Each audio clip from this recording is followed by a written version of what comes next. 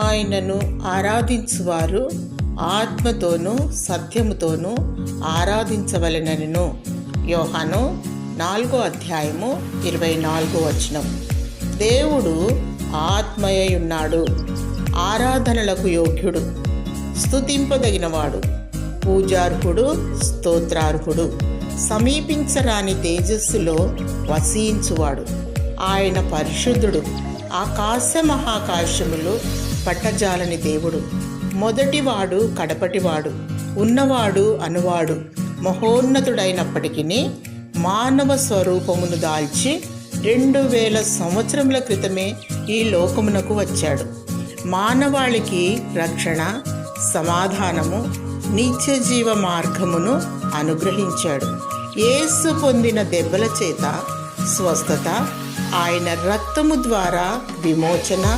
దేవుడు నీకు స్వస్థత, రక్షణ, సమాధానము, సంతోషము, నిత్య జీవము దయచేయునుగాక. ఆమేన్.